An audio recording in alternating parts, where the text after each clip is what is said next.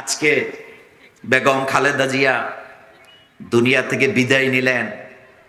আপনি বলেন তো, উনি যে বিদায় নিলেন দুনিয়া থেকে, তার জন্য বাংলাদেশের সাধারণ মানুষেরটা পরে বলি, তার জন্য বাংলাদেশের আলেম ওলামাদের দোয়া কান্না আছে নাকি নাই? আসেনি? কেন আছে? কারণ উনি এটা প্রাপ্য।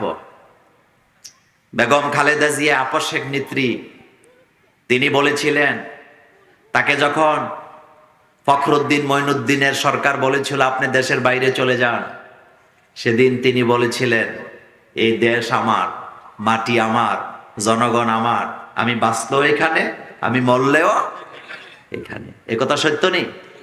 2 নাম্বার, খালেদা জিয়া ব্যক্তি জীবনে কোনো কোনো ক্ষেত্রে হতে পারে তিনি ইসলামকে তেমন ভাবে প্র্যাকটিস করেন নাই, এটা সত্য। কিন্তু এই দেশে ইসলামের কোনো ক্ষতি হোক, আলেম ওলামারা জঙ্গিবাদ বানাবার জন্য আলেমদেরকে খালেদা জিয়া কখনো একটা শব্দ বাংলাদেশে উচ্চারণ করেন নাই।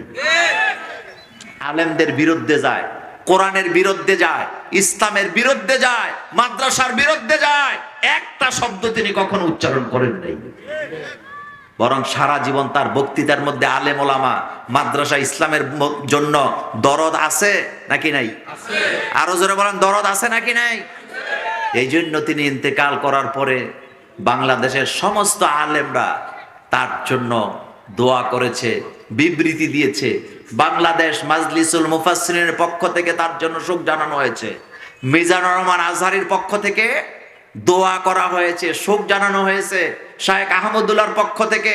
এমনকি বাংলাদেশের যত বড় বড় ইসলামিক দল আছে, চরমনার পিসাব সহ, জামাত ইসলামের আমির সহ, সবাই আজকে চোখের পানি ফেলে তার জন্য কেঁদেছে, শুধুমাত্র তার কর্মের কারণে আর তার দেশ প্রেমের কারণে। কথা সত্য নেই? একটা কথাই কবি কি সুন্দর করে বলেছেন, তুমি যেদিন এসেছিলে ববে, তুমি শুধু কেঁদেছিলে, হেসেছিল সবে। এমন জীবন তুমি করিবে গঠন, মরিতে হাসিবে তুমি, কাঁদিবে ভবন। তুমি তো তোমার জীবনকে এমন ভাবে গঠন করবা যেন সারা দুনিয়া তোমার জন্য কাঁদে। আমি আশ্চর্য হইছি আমার কলিজার ভাইয়েরা, বেগম খালেদা জিয়া তিনি মারা গেলেন বাংলাদেশে, তার কবর হচ্ছে প্রেসিডেন্ট জিয়াউর রহমানের কবরের পাশে। কথা সত্য নেই? তিনি চলে গেলেন দুনিয়া থেকে। আমরা আজকের এই মাহফিল থেকে দোয়া করি, আল্লাহ তুমি তাকে জান্নাতে উঁচু মাকাম দান করো। পৃথিবীর বিভিন্ন দেশের মুসলিম নেতারা স্বেচ্ছায় তারা ইচ্ছা জানিয়েছেন আমরা খালেদা জিয়ার জানাজায় আসতে চাই। তবে ভালো কথাও আছে, আমাদের নরেন্দ্র মোদীও শোক বার্তা দিছে, দিছে নি? কথা কন না কেন? দিছে নি? তবে আগে যিনি নেত্রী ছিলেন উনিও দিছে, দিছে না? দেয় নাই কে? সবাই দিয়েছে। কেন দিয়েছে? কারণ স্বীকার করতে হবে কর্মের, কর্মের কিসের? কর্মের বিচার তো কর্মের হয়। বিচার কিসের হয়? কর্মের হয়। আমি আপনাদেরকে একটা কথা বলি, একটা ঘটনা বলি আপনাদেরকে। সেটা হলো, বেগম খালেদা জিয়া তিনি আলেমদেরকে কতটা ভালোবাসতেন তার একটা উপমা আপনাদেরকে দিই। সেটি হচ্ছে, তার ক্যাবিনেটে একজন আলেম ছিল, মন্ত্রিসভায় কি ছিল?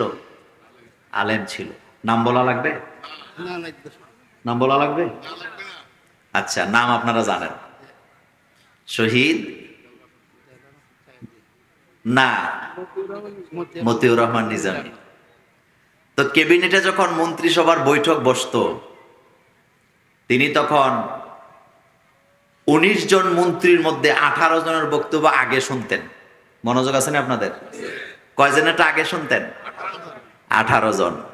18 জন বক্তৃতা দেওয়ার পরে এখন বেগম জিয়া ওই আলেম শহীদ মতিউর রহমান নিজামীকে জিজ্ঞেস করতেন, মাওলানা সাহেব এবার আপনি বলেন এই বিষয়ে আপনার মতামত কি?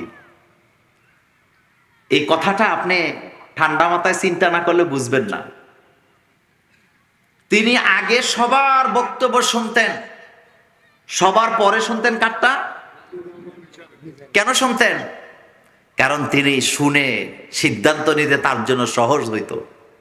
এবং ম্যাক্সিমাম ক্ষেত্রে তিনি সিদ্ধান্ত সেটাই নিতেন শহীদ মতিউর রহমান নিজামী আলেম হিসাবে যেটা সর্বশেষ বলতেন। বাইতুল মুকাররমের খতিব ওবায়দুল হক সাহেবের কথা আপনাদের মনে আছে? বাগা খতিব ছিল, সুবহানাল্লাহ। কি খতিব ছিল? বাতিলের সামনে কখনো মাথা নত। এখন যেটা আছে এটাও বাগা। বক্তব্য শুনবেন আপনারা, আব্দুল মালেক হাফিজাহুল্লাহ চমৎকার কথা বলেন। বাতিলের বিরুদ্ধে হুঙ্কার আছে না নাই? কয়দিন আগে কি চমৎকার করে বাইতুল মুকাররমে দাঁড়িয়ে বলেছেন যে বঙ্গবন্ধুর খুনিদেরকে যদি বিদেশ থেকে ধরে এনে বিচার করা যায়, হাদির হত্যাকারীদেরকে অবশ্যই ভারত থেকে শিকল দিয়ে টেনে এনে বিচার করা যাবে। একজন খতিব এ কথা বলতে সাহস লাগে, বলেন কি লাগে? তো ওবায়দুল হক সাহেব যখন খতিব ছিলেন, তিনি আমেরিকাকে ইসরায়েলকে একটা গালি দিছে। কি দিছে? গালিটা দিছে মানে আমেরিকা ধ্বংস হোক, ইসরায়েল ধ্বংস হোক। তখন আমেরিকা আর ইসরায়েল মিল্লা মুসলিম কান্ট্রির উপরে কি চালাইছে? অত্যাচার।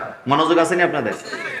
এখন এটা দূতাবাসে যখন খবর গেছে, সরকারের কাছে ব্যাখ্যা চাইছে আমেরিকা, লাগছে তো বেজাল। এখন বলতেছে খতিব সাহেবরে বাদ দিতে হবে। তো বাংলাদেশে বাইতুল মুকাররমের খতিবের পদটা তো প্রশাসনিক পদ না, এটা তো চাইলেই বাদ দেওয়া যায় না। ক্যাবিনেটে এটা উত্থাপন হয়েছে। হওয়ার পরে তখন মান্নান ভূঁইয়া ছিল বিএনপির মহাসচিব, আপনাদের মনে আছে তো? কথাবার্তা বলতে বলতে ম্যাক্সিমাম লোকেরা, এরা তো আর ইসলাম বুঝে না, বলছে যেহেতু কথা বললে ফেলছে, এখন বিদেশিদেরকে খুশি করতে হইলে তো ওবায়দুল হকরে কি করতে হবে? এখান থেকে সরাইতে হবে। বেগম খালেদা জিয়া কথা শুনতে শুনতে শেষ পর্যায়ে জিজ্ঞেস করছে মাওলানা মতিউর রহমান নিজামী সাহেবকে যে, মাওলানা সাহেব আপনি বলেন এই ব্যাপারে আপনার সিদ্ধান্ত কি? সবাই ম্যাক্সিমামে তো বলতেছে বাদ করে দেওয়ার জন্য। মতিউর রহমান নিজামী সাহেব হাসি দিয়ে বলছে, মাননীয় প্রধানমন্ত্রী,